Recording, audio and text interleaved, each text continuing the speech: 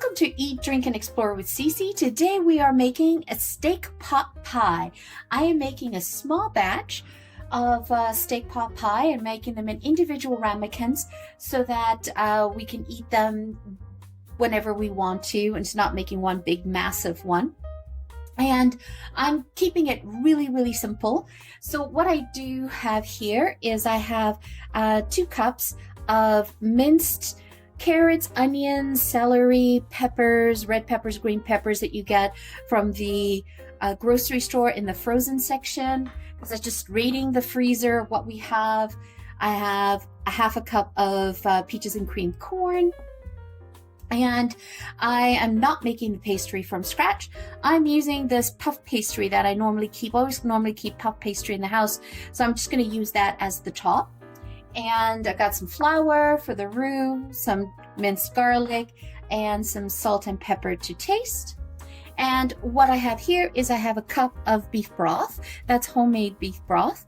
And I had an inside round marinating steak, and I really didn't want to fry it up or grill it up as a steak. I wanted to do something different. I was just tired of just having regular meat. So what I did is I sliced up the marinating steak, and first of all I brought it to room temperature, and then it took about half an hour, and then I marinated it with this organic seasoning, no salt in here. I got that from Costco, but I also used this Brazilian steak barbecue, a Brazilian style barbecue seasoning. It's really good. I would highly recommend it. So what I did is I just simply marinated that, and then I squeezed in half a lemon with it as well. So I'm going to saute this up and get that ready, and then we're going to prepare the pot pie ingredients. So let me just go and get this cooked, ready to go, so then we can do the next stuff. And I'm just going to go off camera and cook these down quickly, and so that's ready for us to incorporate into the pot pie. So what I did is I did a quick stir fry of the inside marinating steak, and I made sure I just undercooked it slightly because it's going to continue cooking in the pot pie, so you don't want to overcook that. So it is ready to go. This is looks like it's about 2 cups of meat. Again, I'm not too worried if I don't use all of the meat or all of the vegetables and that. I can always repurpose it and use it for something else later. But I'm definitely going to just make 2 pot pies. I am trying not to have a lot of leftovers because you get tired of eating leftovers day in and day out. So trying to do something different a little bit. Let's go ahead and start combining the ingredients to actually make the filling for the pot pie. I really love having this in the freezer ready to go. It makes making dinner prep so easy when I get home from work, especially late from work. I can just throw something quickly together. Don't have to worry about prepping. Definitely worth it. And you know, I love color, so I love to see all the colors here. So we'll just render that down, just soften it. All we're really interested in is softening it.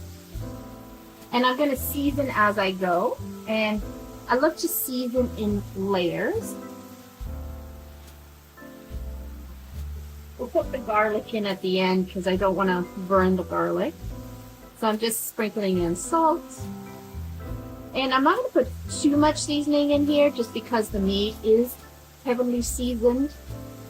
You could definitely do exactly what I'm doing here with shredded chicken. So if you buy that rotisserie chicken from the grocery store already made, by all means, just shred it up and put it in a pot pie.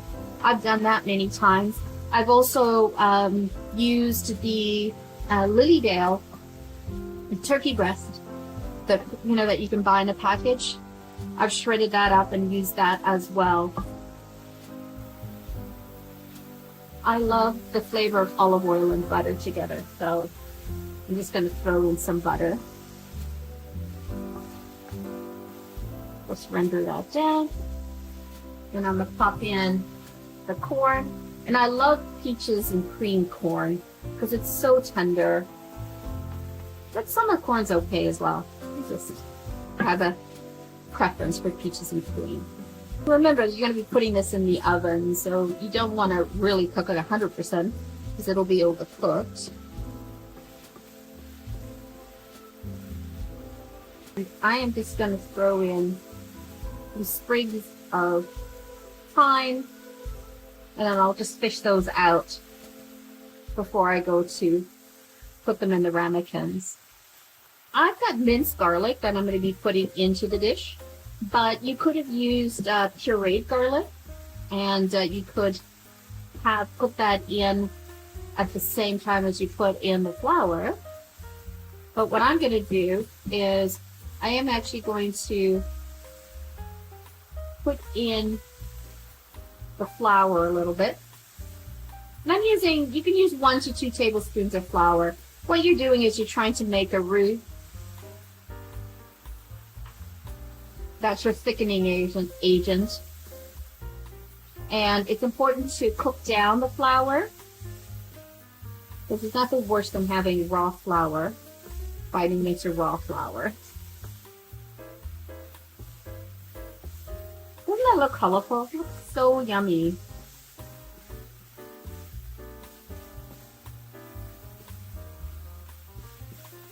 And, you know, having that puff pastry ready to go in the fridge or freezer, it is a lifeline, because I am not too fond of making pastry. So I can still get the benefits of different dishes by purchasing a puff pastry or a pie pastry. Alright, so I am just going to add in now the garlic. Give it a minute so you smell the fragrance, and then let's add in the stock. And then we'll determine if we're going to need more flour to thicken it up. I am definitely smelling the garlic.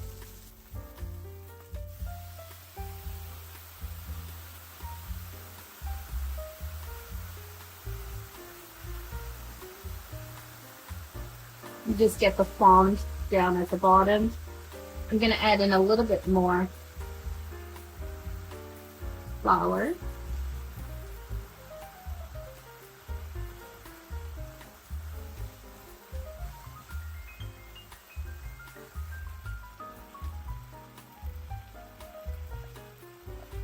And that's like a homemade broth,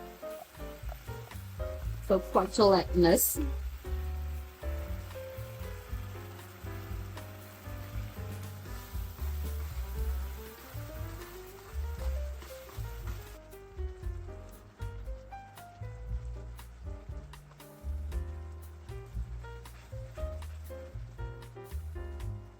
Okay, so I'm going to add in the meat now. And you definitely want to add in, if you have any juices from your meat, definitely want to add those in as well.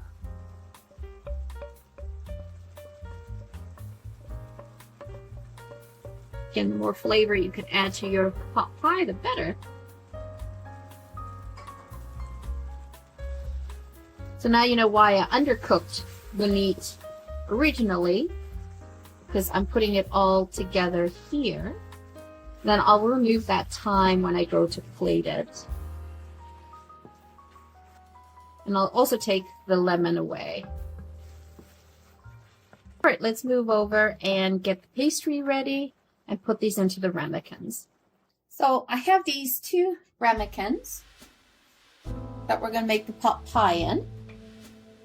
And I'm just going to spoon in the ingredients. It's nice to do something different as opposed to always having a grilled steak. I like to surprise people. And it's different from a chicken pot pie. I thought I'd have a steak pot pie. That'll be nice. You can make them as filled as you want, but I'm making this as a nice hearty meal. So this would be a serving for dinner, and more than likely we'd probably just have a piece of nice crusty French bread with it, or a salad, but this definitely would fill you up. I have made pot pies with the salmon as well, so that's always fun. Maybe I'll do another recipe and I'll like this and I'll show you how I do it with the salmon. See, perfect, all done. So made 2 pot pies. I unraveled the puff pastry. So I simply take the puff pastry, layer it over it. And I like to be generous with this, like that, and then I'll cut off the edges. And I can use the edges. We'll make some dessert with it. You guys can see what I'm doing here. Move this over. So I'm just sort of cutting it. Now, you don't have to use a knife. You could also take a pair of scissors and just cut along. And the idea here is you definitely want to give it a nice, I call it like an apron, a skirt. In here.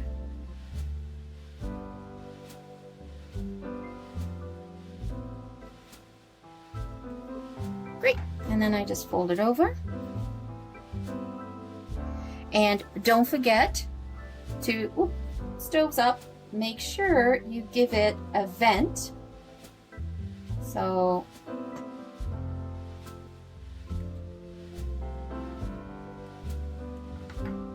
and I'll just do some extra holes in through there. And then I'm going to do an egg wash on it so that it gets a nice golden color. And you could have also, instead of using puff pastry, you could have used spring roll wrappers and doubled it up, or quadrupled it, I should say, not doubled. Put 4 of them on the top. You could have also utilized phyllo dough. Phyllo dough? I never know what the right way of saying that is. But I like the puff because it looks really like grandma made it. Has that homey feel to it. And these freeze really well, by the way, too. So if you want to make a whole bunch of them and freeze them, that'll work as well. Perfect. And then just cut an X. Again, I'm nothing too fancy on it.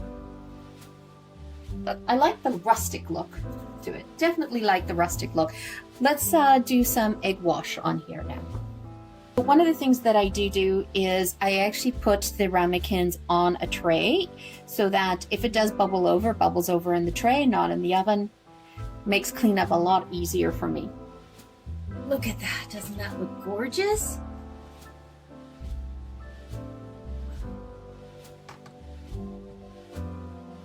Oh, that is like super exciting. Let that come to room temperature before I serve that. Can you hear that? Woohoo! Oh, we're going to definitely enjoy this for dinner. Can't wait to break into that. I love the sound of the puff pastry. Perfect. Thank you so much for spending your time with me today. Greatly appreciated. If you like this video, by all means, please hit the like button. It helps the YouTube algorithm promote our channel to more enthusiasts like yourselves. So thank you so much for joining us.